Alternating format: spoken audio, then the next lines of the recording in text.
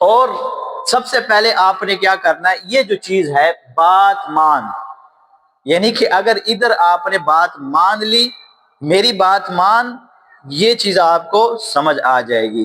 تو میں نے بڑی ہی شارٹ کٹ الفاظ کے ساتھ اس کو آپ کے سامنے رکھا ہے تاکہ آپ کے ذہن میں یہ چیز رہے۔ بات کو مان، یہاں لکھا ہوا ہے بات مان۔ اس بات مان کے اندر ایک سمندر چھپا ہوا ہے، اگر آپ اس کو غور سے دیکھیں گے۔ با سے آپ نے مراد لینا ہے بخاری شریف، با سے مراد ہماری کیا ہوگی؟ بخاری شریف۔ بخاری شریف کے صحاح ستہ کی سب سے بڑی کتاب ہے، اور امام بخاری رحمہ اللہ فرماتے ہیں کہ قرآن مجید کے بعد اگر سب سے بڑا درجہ ہے تو وہ بخاری شریف کا ہے۔ بخاری شریف وہ احادیث ہے جس کے اندر صحیح احادیث جمع کیے گئے ہیں۔ امام بخاری رحمہ اللہ نے بڑی کوشش کی ہے اور بہت ہی ایک مستحکم کتاب لکھی ہے، اس کو کہتے ہیں بخاری شریف، امام بخاری رحمہ اللہ نے لکھی ہے۔ دوسری، اگر آپ الف سے کیا لینا ہے، با سے مراد ہمارے بخاری شریف ہوگی، الف سے ہمارے ابو داود شریف ہوگی، اور تا سے مراد ترمذی شریف ہوگی، اور میم سے مراد مسلم شریف، الف سے مراد ابن ماجہ شریف، اور نون سے مراد نسائی شریف۔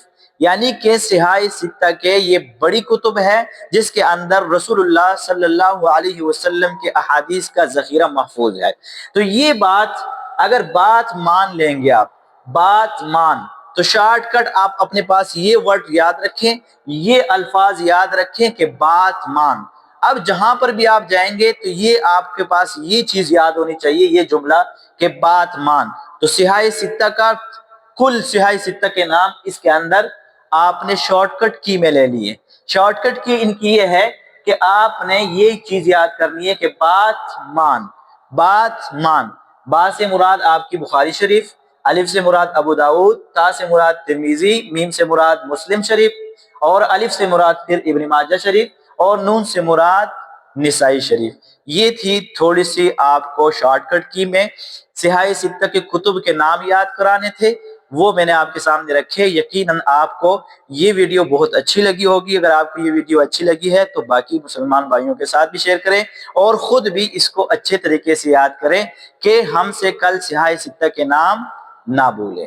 تو آپ مجھے اجازت دیجیے، انشاءاللہ اگلی ویڈیو میں پھر ملیں گے۔ وآخر دعوانا ان الحمدللہ رب العالمین، والسلام۔